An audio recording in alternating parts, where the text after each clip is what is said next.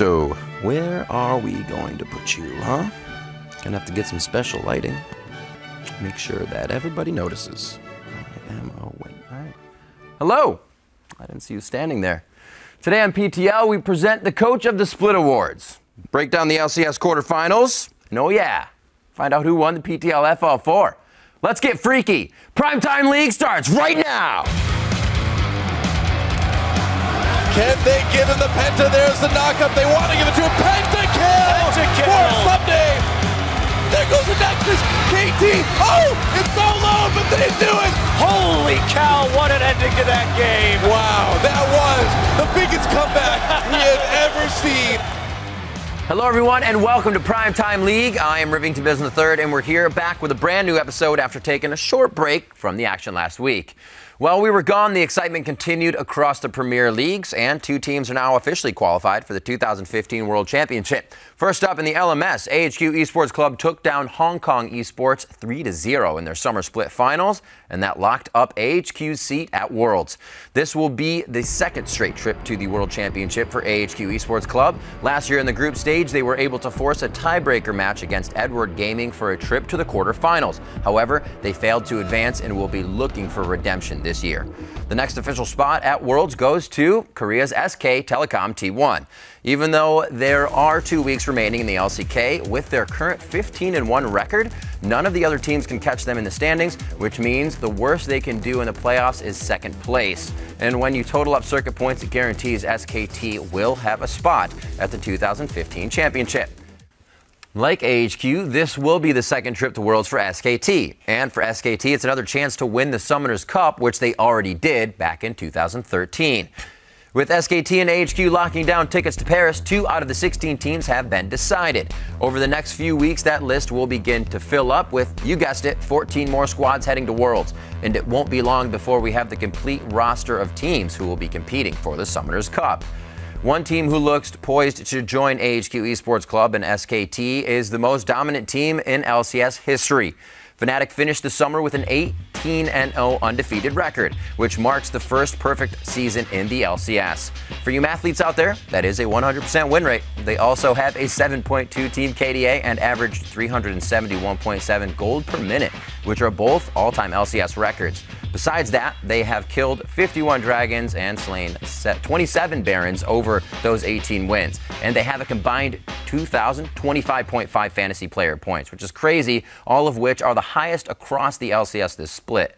So at least when it comes to Fnatic, it looks like EU greater than NA. So while we're talking about team performance, let's highlight one of the team members of a team who doesn't get as much recognition.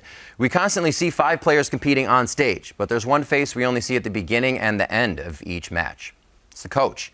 While players are the stars of the team, the role of a coach in the LCS is to bring those players together as a unified whole and help them perform to the best of their ability. When a team performs well, the players get all of the glory. However, today, we honor the coaches as we give out 2 special awards honoring the North American and European coach of the splits. These awards were decided on by a panel of LCS casters, members of the broadcast, content team, writers, and the teams themselves. In other words, by a jury of their peers. First, let's find out who will be honored as the European LCS coach of the split, and to do that, we'll send it over to QuickShot in Berlin. Thank you very much, Riv. As we just heard Riv talking about Fnatic's perfect season, I personally think a lot of that credit should also be given to their coach, Daylor. Of course, in his rookie season as a League of Legends coach, Daylor was able to take his skills as a poker player, put them to good use in the LCS, leading Fnatic to a record-breaking summer. The team recorded the highest team KDA, the highest average gold per minute, and the first perfect split in LCS history. That being said, it should come as no surprise that the award for the European LCS Coach of the Split goes to Luis Duelo Sevilla. Congratulations. Thank you very much. Well, first of all, I'd like to ask, how is it that you built this fantastic team that's won 2 splits and it's your first year as a League of Legends coach? Of course, it's some kind of luck because when I entered the team, the team was already built. The players were already hired. So I was lucky in the sense that the players were already really good, okay, and there was some synergy already built. So they had a kind of a natural style, even though the communication was not that good because they were too Korean, too French, and Deutsch. And the thing is, even though it was already good, but at the same time, there was a lot of issues. Okay, not only because of the communication, there was a lot of issues at every level. So at the beginning, it was kind of rough, but we worked really hard, so we were able to pull it. Well, congratulations. Hearing a former professional poker player talk about luck, I find quite interesting. Yeah. What I would like to ask is your opinion on your style. I remember in spring, we tried to ask you to pinpoint it. You've had a full year, a perfect summer split, a great showing at MSI. How is Daylor's coaching style with Fnatic? The thing is, my coaching style kind of changed from the beginning for the first split to right now because we've been going through different issues. Like I was saying at the beginning we had a ton of communication issues, and even though there was a clear style that we were comfortable playing, we were only comfortable playing that style.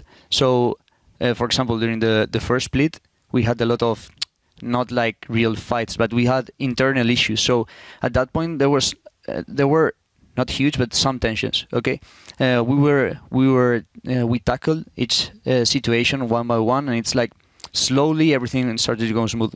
So in the first split, I would say that I was in a situation to force many things. I had to force the player to do X, Y, Z, and get them out of the comfort zone constantly. But after MSI and starting the summer split, everything started to go way more smooth. It's like we already worked together for a couple of months, so we already tackled all these issues, and we knew how each other was going to do so. Yeah, I remember you talking about horizontal growth with the team. Exactly. And I'd like to congratulate you not only on the perfect split, but the entire year's performance. I'm not going to put you on the spot and talk about playoffs and worlds, because I know you're going to say you've got to get there first. Yeah. I want to say congratulations once again, Daylor, coach of the summer split here in Europe. In just a few moments, Riv will be giving out the award for the North American coach of the split, but for now, we're going to send things over to Phreak and Kobe. Thanks, QuickShot. And, of course, congratulations to Daylor, and thank you for showing us your poker face. So, Fnatic, they've, of course, locked in the #1 seed over in the European LCS playoffs. Edward Gaming have secured the same position for themselves in the Chinese LPL. They were in a bye into the semifinal. EDG has managed to hold on to first place since week 3 of China's summer split, and their current point total of 39 means that the other teams cannot catch them in this final week of the LPL. So with the #1 spot held by EDG, the rest of the teams are trying to push and shove their way into second place to secure that all-important second playoff bye. And that means teams like Invictus Gaming, who look to continue their recent rise to the standings, we're going to be looking to take a win over the slumping Master 3. Let's jump into game 1 here because it's going to be a little bit difficult. Kitty starts it off, big stun, and ZZ Tai comes in to get a kill. Big start for the Maokai. Absolutely, 2-0 in the beginning of the game. 5-4, though, answered back a little bit here. Very close came into this match, but Dade jumped on. Nice kickback to keep Kakao away, but the flash into the stun means bad things for Dade. Oh, yeah. Rookie's there for some extra damage, and what? ZZ Tai's here again. He gets another kill, Phreak. Wonderful, man. It's just been a great game. It's still close, though. Even though we're showing kills from one side, the gold lead finally ballooning, though, this time around. Kitty's the only man hit by the shockwave, and with the Lulu ult, he's going to be fine. Time for some pickups here. Oh, yeah. Time jumping into the back line there, cleaning up a couple extra kills, and down on the bottom side, Kakao keeps the chase alive. And it's going to work pretty nicely. You've got a whole lot of gold. You've got a whole lot of movement speed now as well with Dragon 3. And the chase down is there. You can try, but Condi... Nope, sorry. Down you go. So, game 1, all right, cleanly picked up there. Zitai, 90% kill participation, of course, good for him. All right, game 1, whatever. Let's move on to game 2 here. Best of 2. Can M3 turn it back around? Dade, what? He's jumped on again. Oh, Rookie with the flash fish, and he's going to be able to finish it off as well. Solo killed there in the mid lane. And he even jumps away from the turret, so no return kill. 5-2 in kills, pretty big what gold lead. And goodbye. Again, just over and over. He's dead again. Good one on that one. And the chase down's going to be nice and easy to tie. Again, just taking Maokai in the front line. Okay, Rookie dies, but you know what? It's fine. IG is so far ahead. Going to keep winning these team fights. And 30 minutes in, man, another Rookie kill onto Dade. It's just, that's excessive at that point. I mean, AP Fizz gets ahead, and you just kind of get one-shot a lot of squishy champions. So, pretty damn impressive by Rookie. Time, gonna be all right here. Time to go in some more team fights. At this point, it's just excessive. Braum on the front lead. line, gonna be able to block up everything, and Rookie here, pretty deep. Oh, look at that flip outside over the wall, and he survives even at the end. No kill for the Braum Q. Almost got the steal on the Dade, but Looper goes down. GG 2-0 Invictus looking pretty solid. So that win sent IG into 4th place. Now Masters 3 have fallen all the way down to 8. They could miss the postseason entirely. They have Looper and Dade on the team. They are hoping to stop that slide, though. They took on Snake, but Snake are inches away from 2nd place, and you're going to see just how good they are in this game. Oh, yeah. Snake definitely want this one, and they're not going to make it easy. Oh, Yu God. comes down from the mid lane. Look at that roam. Picks up the first blood, and they're going to chase down Ruo under the turret. Double kill for Vayne. kills. Congrats. Vayne played that perfectly. Obviously, it was all about his dude. That was ridiculous, but CZR to cut up the retreats, and suddenly, even the counter gank there just does not really matter. Yep, teleports come in, and they try and turn it around here. Martin does go down. All right, that's a good start for things. You got rid of the Vayne, but you've still got some cleanup there. And again, Yu comes down, a big 2 to 3 man ulti. And Azir would like to tell you about Shurima. Oh man, the Echo ultimate there, great as well. And another big pickup for Snake, 6-1 at this point. 6-1, it only gets better from there, 10-3. Hey look, you found someone else to kill. Dade, hey, getting killed. Dade has had a rough time in both of these series, continuously being targeted and going down pretty easily. All right, sub 24 minutes in game 1. Let's get ourselves over to game 2 with this one though. Master 3, 4 losses in a row, could have happened. All right, Yu, this time on Yasuo, goes in onto Dade. 1 versus 2 at the beginning here. Some fancy footwork, and he gets the kill. Flash, auto attack, more knockups. He just will not go down. The Janna shield keeps you alive. Barrel misses. Dar finally picks him up. Looper, congrats on getting 1 kill for your team, but 2-1. Little bit of vengeance there, but that's a drop in the bucket. I mean, it's Maokai with the vengeful maelstrom. Yu's back on it here on the Yasuo, chasing down in the minion line. Just the best feeling as Yasuo when the enemy minions help you. They flash, you still catch them anyway. You just press E. It's beautiful stuff. The flash, oh god, just people dying over and over again. Gnar ult or not just does not seem to matter. Maokai keeping everyone alive here. Into the backline they go. Dade yet again is dead. Not a surprise this one wasn't even close. Snake with a huge victory. Man, they're before 30 minutes into this one, already inside the base with an inhibitor down. I mean, a crushing victory there, Snake, making it pretty damn beautiful. So, guys, we have only 1 week remaining in the regular season of the LPL. Let's check out the current standings. Edward Gaming, yeah, they're still in first place. 39 points we said earlier. They're doing awesome. Meanwhile, only 1 point separates QG and Snake in the battle for second. And the rest of the teams currently in playoff positions right now are OMG, Vici, LGD, with Masters 3 sitting in 8th place. So for a closer look at the Chinese playoffs, let's hear from the LPL casters, PTFL4 and Spawn. Thank you very much, freaking Kobe. My name is Julian PTFL4 Card. Joining me once again is Jake, Spawn, Tiberi.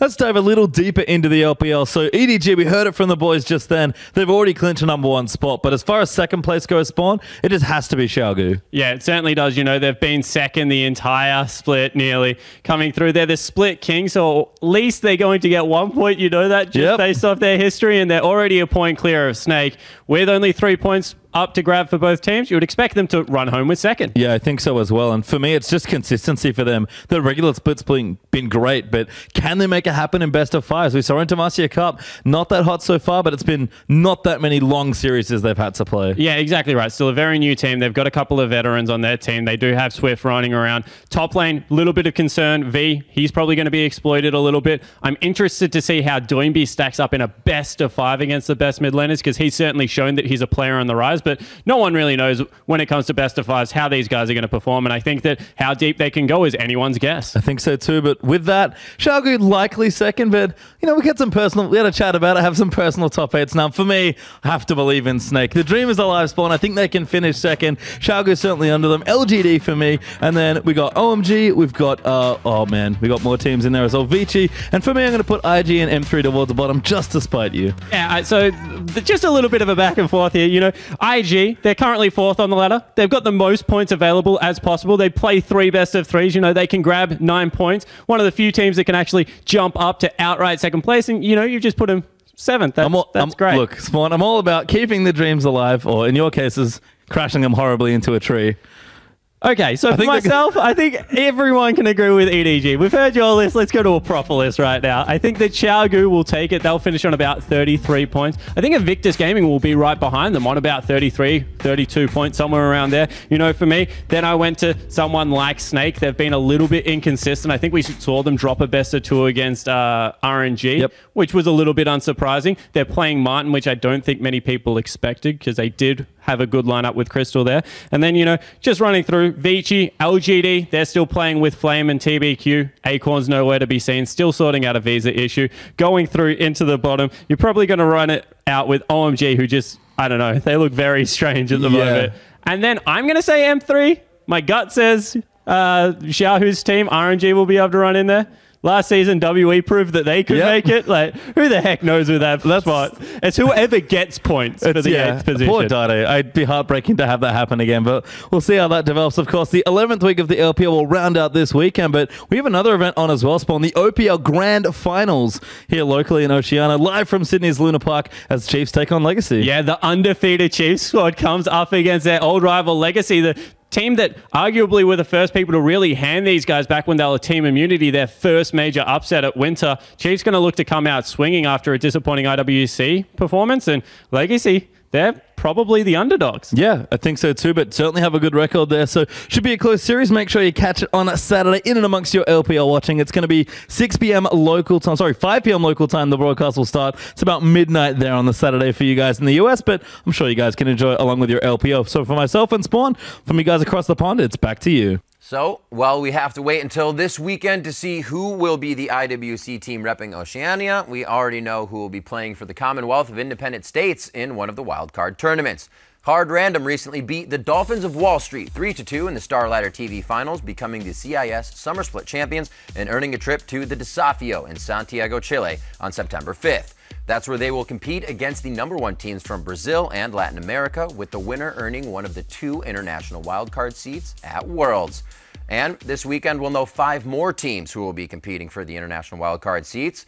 This Saturday, August 8th, in addition to Chiefs Esports Club taking on Legacy Esports in the OPL, INTZ Esports will take on Pain Gaming in Brazil's CB LOL Finals. Detonation Focus Me will face Ozone Rampage in Japan's LJL, and Lion Gaming will go up against Chaos Latin Gamers in the Latin America Closing Cup Grand Final. And finally, Besiktas Esports will battle Dark Passage in the Turkish Champion League playoffs. And while playoffs in the wildcard regions are happening this Saturday, the LCS playoffs will also kick off this weekend over in Berlin. To give us a close-up look at the teams who will be playing in the European LCS quarterfinals, let's bring in the duo of QuickShot and Crepo. Thank you very much, Riv. Yeah, we are getting into the quarterfinals playoffs here in Europe, starting at a slightly earlier time, 5 p.m. Central European Summer Time on Saturday with H2K versus Giants. That will be followed by North American playoffs. And then on Sunday, we'll kick things off with the Unicorns of Love against Roccat, also at 5 p.m. Berlin time. Yeah, let's start with the first match. H2K going up against Giants. This is the only match with a clear favorite. You know, we all expect H2K to win this match on paper because of the record they have against Giants so far. I believe it's something like 7-0 so far, and both wins have been pretty convincing in different ways. Yeah, they really have. I mean, Giants, when they've played, they've been trending towards those late scaling comps. The last time they played H2K, they ran a Jinx, they ran a Rise, and honestly, they got dumpstered. I mean, Audrey went 0-9. Ryu just went off. He had a fantastic game on Ari. And for Giants, they've struggled. They've run triple tier comps before. That's nearly unheard of in the current, competitive scene. And it's something Giants have to adapt after the regular season. Yeah, initially, Giants, they were going with this, very fast-paced approach, win lane, win game. But then this season, they kind of went back to a more late-game approach. They had Godfred in their ranks, so they had more late-game shot calling that they felt comfortable in. But they still need to get through that early game, and that's rough for them, especially the man to watch there is World. They need to get him going, get that split push going, because otherwise, early game gets punished too hard and Giants just straight up lose. It really does. And Werlib's the man that needs to pull the focus. Buy time for Pepinero, buy time for Audrey to get to a powerful position, and see if Frederick can get some ganks rolling. The problem for Werlib, he sometimes focuses on team fights instead of split pushing when he has that opportunity. So I'd like to see some better shot calling on his side and shot calling in general for Giants. Yeah, speaking of shot calling, I think the biggest difference between these teams, especially earlier in the season, was the way they handled lane swaps.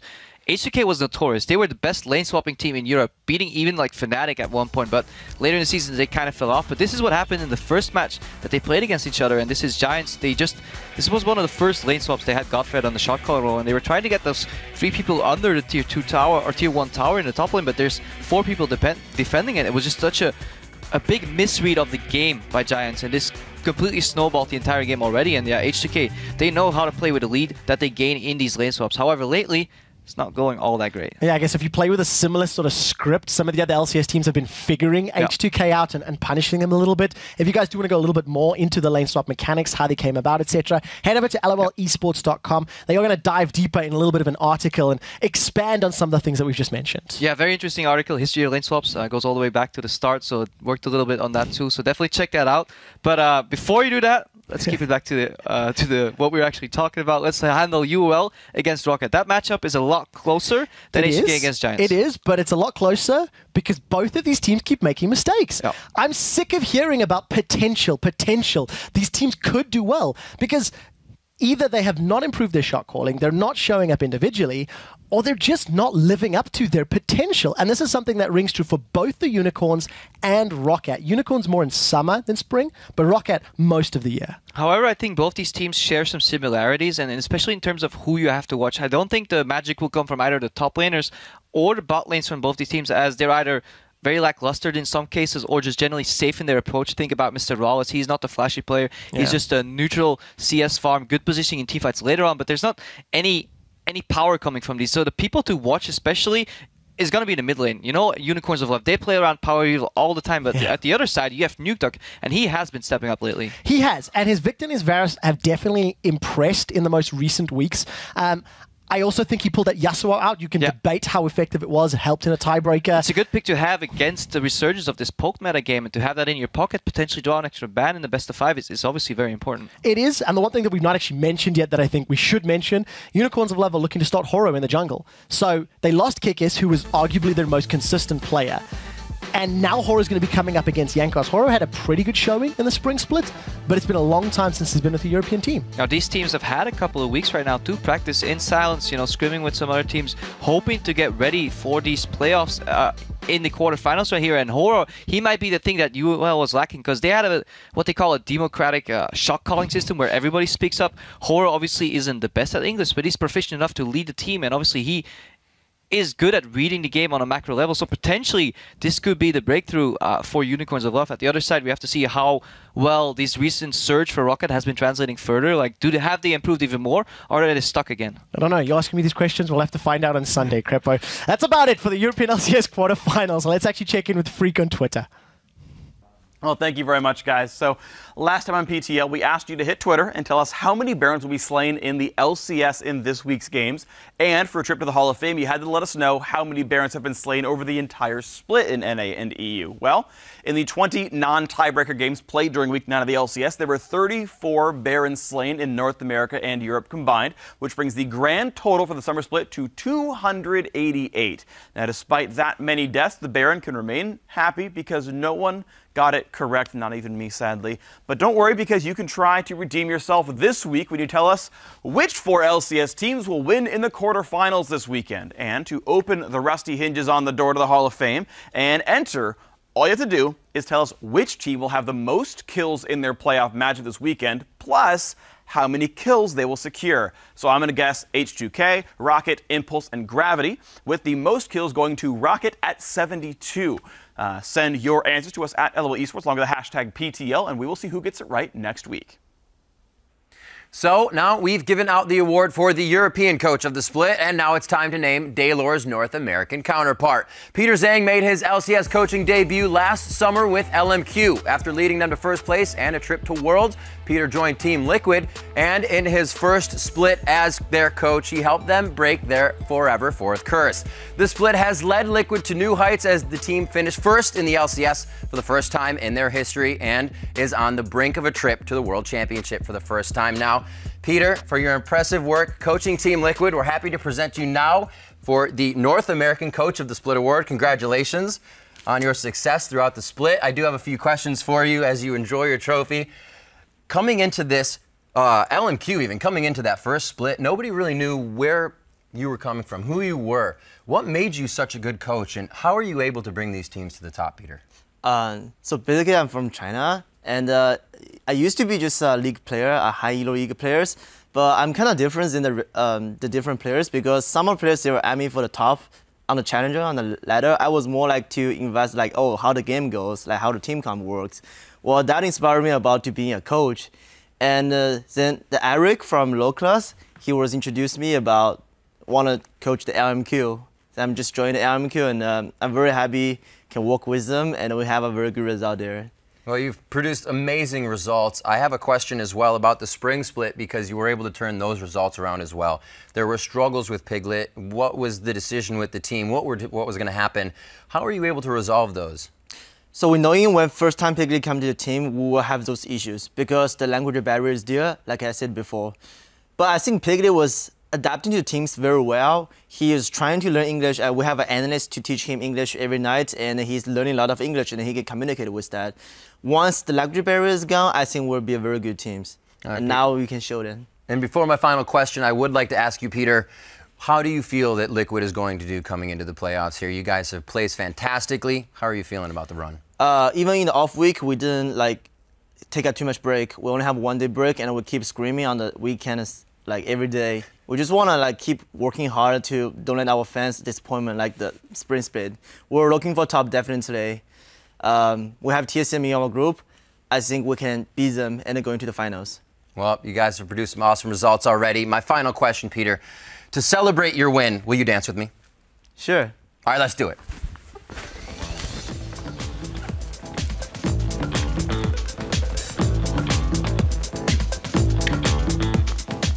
Well, congratulations, Peter, and well-deserved, because after all, I voted for you, so why wouldn't you win? But Team Liquid, they await either Gravity or TSM in the semifinals, and right now, we're going to be breaking down what each of those teams would have to do in order to win and get to that semi versus Team Liquid. Now, to make it a little more pressure-packed and to simulate what the teams are going to be feeling on the stage, we're only going to get 1 minute each to present our cases for these teams, and if we go over the allotted time, then Claky D will be here to give us an audible penalty. I'm getting nervous already, Phreak. That horde is about as underwhelming as Claky's LCS performance. Now, Kobe, you have 1 minute. You might buzz too early.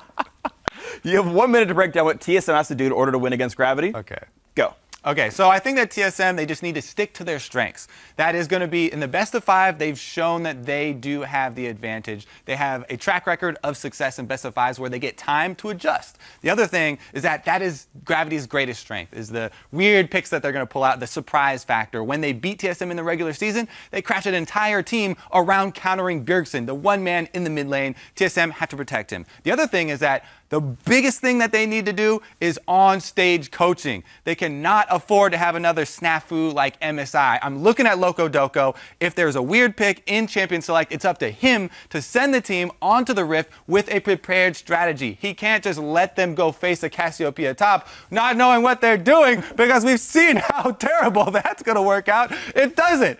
The other thing is they've already seen Keen's Urgot. They've seen Keen's Rumble. The Rumble didn't work out very well. So I feel like TSM should be able to handle this one as long as they stay calm. I mean... Right on time! Yeah, he already finished. That's kind of useless, like most of your ganks. All right, all right. Saw that one coming. Exactly. You got boards and everything. Just like most of his ganks. Just like most of the ganks. All right, it's time for Gravity. Reset the clock. Ready? Waiting for that one? All right, go. All right, so Gravity, in my opinion, bans. Azir for sure. Gragas is like all Santorin plays, and then you got a flex ban. Maybe he's going to play Nidalee, maybe there's a Sivir, but you find out what else Bjergsen can play. You leave one flex ban up. Okay, next up, Red Side. I think BO5, you pick Red Side for all the games. You want counterpick. You want to be able to counterpick the strategies. That's a huge, big deal for these guys, I think. And then also, you've got to be able to just innovate your strategies, right? You say TSM can adapt in a best of 5, but if Gravity has 5 different strats, you react to one, but then game 2 is something different anyway. And if you keep going down the line, why are you making all these crazy gestures? Because I don't want to interrupt you. I want to talk. So I think they can keep kind of messing things up. Also, I think the laning phase is actually a big advantage for Gravity. Move's going to be more aggressive around the map. He's going to have better gank pressure, better warding, and their bot lane's basically free. Only on Bunny and Altec are going to win. Bunny and Altec are going to win that lane. So bot lane's going to win, top lane jungle can win, and mid lane with a counterpick can do that as well. And then just play off a move. Let him carry it, and you're good to go. All right. Pretty good. And you hit the time almost as perfect as I did. Let's take a look at the next one, though, Phreak. And you're trying to throw me off, by the way. So, I mean, I had to stop and react to your crazy, like, windmills and crap. But, okay. Other side of the bracket, here we go. Counterlogic Gaming awaits one of two potential opponents. It's a matchup between Team Impulse and Team Dignitas. Kobe, 1 minute. You get Impulse. Okay, so for Team Impulse, obviously I'm looking at Rush. This guy is going to destroy Helios. So all that Team Impulse need to do is look for standard lanes. They don't want to let Dignitas swap lanes because that allows Rush more time to beat up on Helios, and that's what they're looking for. The other thing is that Rush plus Impact are definitely the best top lane jungle combo that North America has to offer. A standard lane would let them abuse that power as well.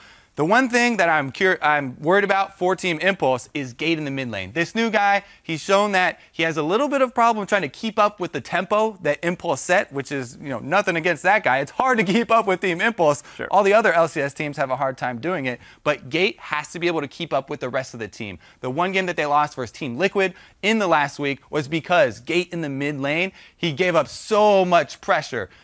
Rush had to come hold mid lane for him, and Impact had to teleport into mid lane, thus removing the two biggest strengths of Team Impulse. So as long as their bottom lane can remain consistent against Core JJ, no, it doesn't count. Nothing about the bottom lane. We got nothing there. All right, so there's Impulse. All right, my turn for Team Dignitas. I'm ready for this one. And go Phreak. Okay, so once again, you just keep starting yourself. I actually get to start. It doesn't matter. All right, so I lost 5 seconds for that. Kobe got. Okay, so bans. Nidalee, for sure. Evelyn, for sure. I think unless you can first pick that for yourself, if Helios is going to be able to play Evelyn for himself, and you see if he can play Elise. Okay, I didn't do bans in mine. I didn't do bans in mine. I don't care. We're Why are you taking taking my time away? Okay, I get 5 free seconds after this one. Clay, okay. You're waiting 5 seconds for this one. Give him 10 seconds on the clock, but we're going to ban Rek'Sai for Helios. He's played 9 games on that champion. He doesn't play anything else. All right, now continue. Wow, I'm at 35 seconds left. Okay, so ban Nidalee. You contest or ban the Evelyn. I think you see if Rush can play Elise. Otherwise, you ban away Saber. And you look at kind of those bans on a cycle. Shifter needs an assassin that's not named Ahri. If you can play Ahri, great, but play something else that can play aggressive. See if you can beat up Gate. It's a huge deal. It's the one lane that can actually be won by Dignitas if Shifter can step up with another assassin. And just focus on the solos in general. Their bot lane, go ahead, just tweet it. Just go. You can keep going. Right, I'll give you an extra 20 seconds. Yeah, okay, exactly. We start counting upwards. Bot lane, they're not going to win it. Dignitas cannot win against the bot lane of Team Impulse, but maybe Gamsu can win. And also, Helios just needs to track Rush. Maybe Dignitas can prey on the over-aggression of Dignitas. All right, Clay, over-aggression of Impulse. Maybe they can prey on the over-aggression of Rush and catch out some ganks with a good counter gank, but it's really hard. All right. Fair enough, Phreak. Oh, good smoke on that, too. There you go. That's my push for Team Dignitas against Impulse. We'll see how they play out this weekend. Now, guys, if you're planning on watching the North American LCS playoff games this weekend, and you should be, consider heading over to a viewing party to join fellow fans. Parties will be happening across the continent. In Seattle, Quebec, Irvine, Georgia, and more. So head over to loesports.com/VP for all of the details. And now we have a North American throwback for you as a special treat. Let's listen in to what Team Liquid and Team Impulse had to say during their game in the final week of the LCS. It's time for mic check. Advantage on the early game, just stall out in the mid game, we just win the team fight. Our team fight is really strong. Yeah. Peel, you ready? Yeah. You hypey? By your hand. Oh, carry stop it. Your hand broken? Please carry me, Rush. Yeah. Rush, please carry me too. Yeah. I don't need you to carry me, it's okay. No. Can we do it? Yeah, we can do it. Yep. He's done. Hit out, pick. Okay, good. I'm getting out, I'm just walking. Yep. Okay, cancel. Keep it down. Nice, that's one. Jump. I can ward the lane right now. Yep. Just gonna do it. Yep. Lee Sin's right here. I'm going on Lee Sin. I'm on Lee Sin. Okay, TP in. Okay, I need help. Focus Annie. I'm running here. TP. Azir is here. Careful. I have ulti. I'm going. Lee Sin. Lee Sin's right here. Okay. That's really low. He's dead. Victor coming too, but... Backing a little bit. Yep. Backing up. Victor's coming. Okay. Yeah. One set. Okay. You can talk. Yeah. Oh, Azir, so good. Okay, nice. So good, guys. So good. Yeah. Baron down. Coming. Azir. He out me. Lee Sin behind. Okay. I got him locked down. Azir, stop. Azir, stop. Nice. Okay, Maokai. Let's go front line. We can win this. Shield 2. Slow. Heal up. Trying to get out. Stop. Nice. I'm 바로 러시. 켰어. Yeah. 제가 마무리할게요. Coming. Okay. Nice. Nice. I'm going bot. I go mid. When it's dragon, I think we have to push mid, push lane. Yeah. Minion. Then we can win next fight. Yeah. 아직. Zero. I got a zero. I'm slow. Shoot. I got Nice. I need shield. I'm live. Nice. Whoa! Hey, let's go. Here. I'm back, okay? It's fine. Get started. Let's go battle, okay? Yeah. Let's battle mid. Now we can team fight. Win. Yeah. Still win. They're gonna try to Come. Any. Yep. Don't behind. 4K. I'm going. Any engage. Any. Go Andy, just go Andy. Hey, any. I'm in the pit. 아직. Okay. Nice. Gragas. Baron. We are winning now. Yeah, winning. Wait for rescue. I'm so scared. Nice. I'm ulting back. Okay, good. Go mid. We can get 3 hits. Yeah. Get 3 hits. Go. Okay. Zero. Nice. I'm slow. Maokai. Maokai. Coming. Maka. Yeah, Maokai. Minion first. Minions. Ajir no flash. Teams, you gotta be careful with your position. It's Jen. Any no flash. Coming. Okay, coming. Any flash. Listen. Run down. Run down. I'm trying to ult them out. Okay, zero. I just top. I got a piglet. Maybe GG. Okay. Watch out, Malcolm. Oh, sorry. Here. I'm over here. I'm mark him. I need help here. I'm going on Victor. It's fine. I'm backing. Okay, he flashed. Okay, I'm coming. I'm out of mana. Now kill him. Nice. Coming.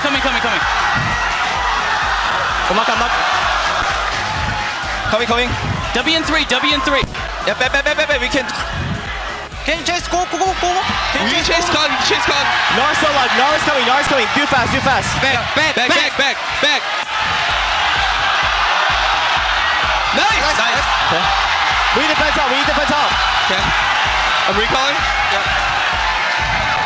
Can they go Baron? No, I don't think so. No, we got hit. We're still winning, guys. Just fight. Don't. I'm coming. Don't try. No. Nothing. They're mid. Try to poke. I go mid, guys. Big one top. People block. Go mid. Shiburu ult. Yep. Silver ult. We're blocking them. Just go mid. They're coming. Yeah. Just block. They're going on me. Mid. Mid. Oh, maybe GG. You got this. Go! Nice! Let's fucking go!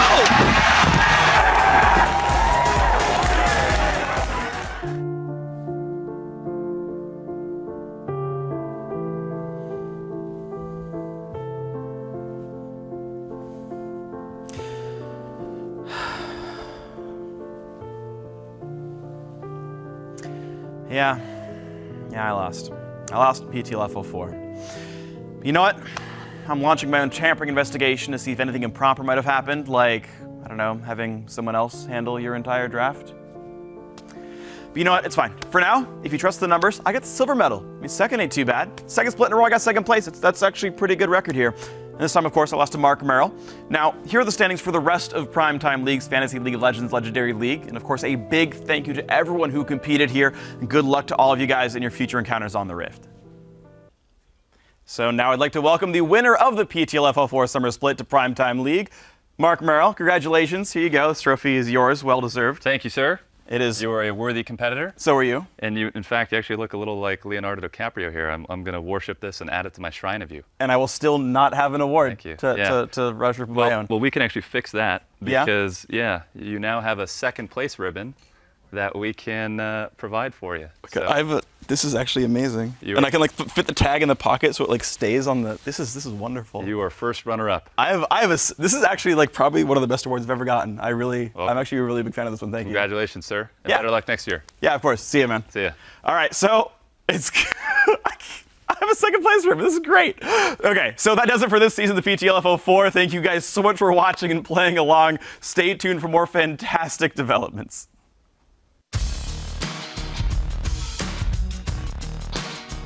This week on League of Learning, I'm going to be talking about Aspect of the Dragon. Now, at the beginning of the season, Dragon became a stacking buff designed as an alternative win condition for teams. If you get 5 dragons, you become so powerful that victory is all but assured. Now, of 951 games across the NALCS, EULCS, LCK, and the LMS, 123 of them have had a team achieve 5 dragons. Now, of those games, that team lost 13 times. Meaning in 13 out of 951 games, a team has achieved 5 dragons and lost. This is about those games. First, I want to just refresh what Dragon does. 6% attack damage and ability power for the first buff. Every buff after that gives you a different power-up. And the final buff, Aspect of the Dragon, the 5 dragons, doubles all your bonuses and gives you an incredibly powerful amount of true damage on your attack. So obviously, 5 dragons, immensely powerful.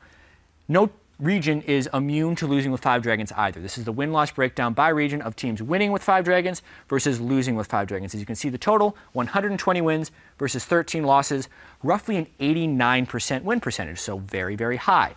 Continuing on, though, I wanted to compare games in which a team won with 5 dragons versus when they lose with 5 dragons. Unsurprisingly, the game length is much longer if a team loses because the game has been drawn out. So 54 minutes and 39 seconds, the average game length for these games. Also a very important thing is the enemy is able to pick up on average 2 dragons and 1.5 barons when they are beating a team with 5 dragons. Now, I looked actually pretty in depth at the 13 games in which the upset happened and found some trends. There is some loss conditions that can be met if a team is going to get 5 dragons and still lose the game. Most importantly, probably, it's allowing the opponent to pick up dragons and barons. They get the power-ups from some of the dragon buffs, they get the gold from baron, and most importantly, it helps them stall out the game. Continuing on, if you give up too much gold for the dragons, that can lead to a defeat. If you're a poke comp or against a poke comp and full-on team fights aren't happening, sometimes the dragon advantage really doesn't help you because team fights are being won before they begin. And also, Dragon gives you no defensive statistics whatsoever. So if you're making positional mistakes late game, you can still be punished. And that was the case in some of these losses. So break it down a bit more, specifically the first one. For teams that are 5 dragons to 0, there were an alarming 63-2, but just 1 dragon for the opponent. And that record changes to 34-5. As an example of how much you can get out of that 1 dragon late game, a recent 5 dragon upset came CJ Entus versus SK Telecom. That 6% AP and AD gave them nearly 2,500 gold in stats, which allowed them to be competitive with SKT's 5 dragon buff, also due to their team composition. Moving on as well, if you give up too much gold for your 5 dragons. These are the 4 games where I think that happened. Specifically looking at SK versus Elements, that was a 13,000 gold lead. It was miraculous that Elements was able to get the dragons, but they never really had control of the game. The other one where it stands out the most was the Assassin Snipers versus Hong Kong Esports in the LMS. One of the most ridiculous games. There was actually a 12,000 gold lead for the Assassin Snipers when the other team got 5 dragons. So that obviously didn't lead to an easy victory. Also, poke comps. Jin Air Green Wings are super known for their poke compositions. So early on in the spring split, they had a couple of 5 dragon games and they were on both sides of it. Obviously the game got super long, the gold is incredibly close, so teams are at max items. And since they weren't having full-on team fights and fights were being decided essentially before they were fights, the 5 dragons didn't have too big of an impact on who would win, so it happened both sides on that way. And also, there's 2 AP Kog'Maw games. They're also the only 2 games in which a team didn't pick up a single dragon and still beat a team with 5 dragons. That's due to the power of AP Kog'Maw. I thought that was pretty cool. Moving on to the last way the teams can lose with 5 dragons, it's if they're against a hyper-scaling opponent, which is the case in both of these LCK games, CJ Entus versus SKT and KT Rolster versus the Coup Tigers, or you can just make some strange misplays or get caught out of position late game, which happened in the bottom 3. So, there you have it. While losing with 5 dragons is an infrequent occurrence, it's fascinating to me the ways in which the dragon buff can be defeated. You draw out the game, keep up your farm, sneak objectives, and stay calm in the late game. 5 dragons is possible to beat, even if it only happens in 1.37% of games. That'll do it for League of Learning. I hope you learned something. Now, let's learn a little something about the scene in Korea. Now, we know that SK Telecom will already be heading to Worlds, but who's joining them?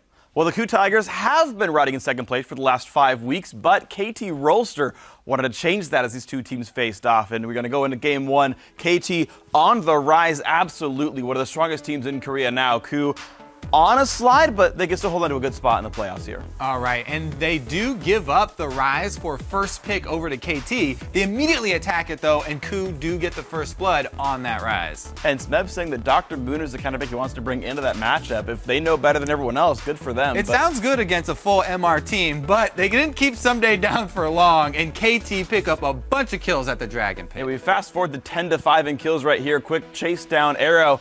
Look at a knockdown Prey as well. Great rocket over the wall. And now, hey, by the way, you're pretty screwed in this one. Nogday took the high road just to cut him off. He doesn't even get an assist for his troubles, though. He put in the effort, Phreak. He deserves more than that. He gets a spiritual assist there. He got XP. He was in range for that one. Peekaboo able to get away in this one. Couple more pickoffs. They're 18-6 already in kills. 10,000 gold. This one's all but done. 43 minutes in. Nice flash, Rune Prison. Goodbye. Yeah, plenty of control here from KT. Most of the game. Yeah, for having a player named Wisdom on their team, giving away a rise did not seem to be evidence of that. So, great first game for KT Rolster. On to game two we go. In this one, an incredibly close battle. Arrow, again, on this cog mod, no, can't get away. Yep, burns down, and then they chase him down. Azir picks up one more. Peekaboo goes down as well. That was 40 minutes into the game, by the way. Now we're up to 42. 4 Dragons, 6,000 gold lead here, 8 turrets killed, big lead for Q Tigers. Maybe they can drop KT Rolster here someday, tanking up in the front line, doing what he can. Score, able to jump back in the Echo. Yeah, the Azir wall cuts off the entire team from Maokai, and he's left on his own. KT are able to survive for a little bit longer, though, and this is the fight of the game. Dragon 5, 7,000 gold lead, but guess what? Here's Kog'Maw. Arrow is beastly on this champion. Smeb not going to do damage to him. There's one pick off. Prays around, but can't do enough either. He's out of range. The Valk! Beautiful Janna ulti. Arrow still just won't die. Another shield keeps him alive. A triple for Arrow. And that means they win it. So close. Wow. You're going to have to go back and rewatch that one in slow-mo. The ending of that game, the comeback was just ridiculous. Yeah, I mean, just an incredible 2-0 win by KT. That second game comeback, of course, absolutely massive for these guys. And, you know, a well-deserved win. KT on their way up the standings, and, you know, it's looking solid for them. All right, so after those two series this morning, let's take a look at the current LCK standings. SKT continues their dominant run in first place, but now KT Rolster holds on a second place. And then rounding out the teams that have locked in the playoffs, CJ Entus is in third and Q Tigers are in fourth. And currently just out of playoff position, Jin Air is in a downward spiral, sitting in sixth place after losing to Rebels Anarchy this morning. With the teams around the globe battling to make it to Worlds, it's a perfect time to check out the plays that we consider to be the best of the best, or as Ghostly Gangplank calls it from the afterlife, the Penta. Coming in at number 5, Rookie came out on top in this 1v1.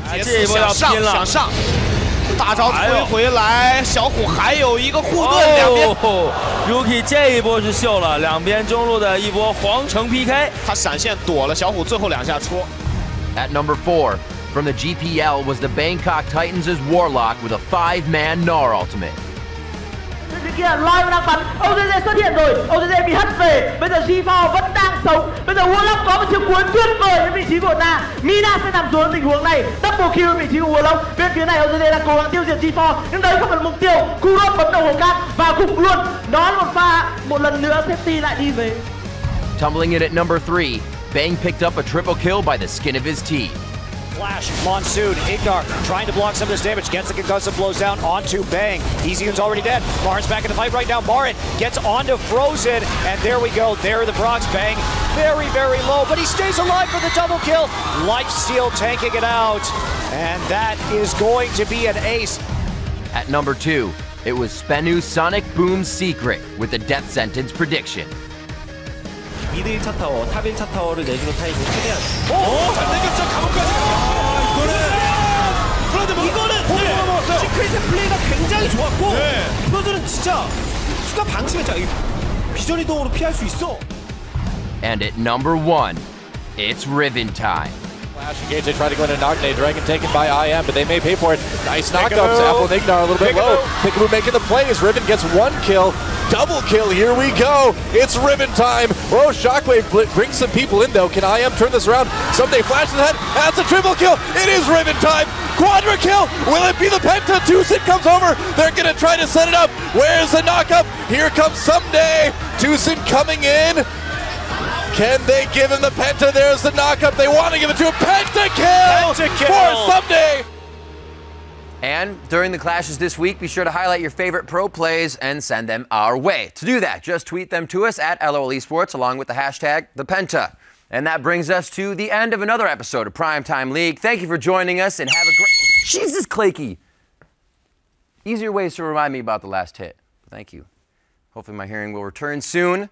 But in honor of Fnatic's hot summer streak, QuickShot has agreed to put his mouth on the line. This week's last hit was inspired by our friends at Hot Pepper Gaming, who performed video game reviews after eating some blazing hot veggies. So let's watch as QuickShot pays homage in our first ever Hot Pepper highlight. Hey guys, I'm Trevor QuickShot Henry. I'm a caster for the European LCS, and I will be highlighting Fnatic's final game of the split against the Unicorns of Love. But first, I'm going to eat this habanero pepper. I'll have you know, I don't eat spicy food.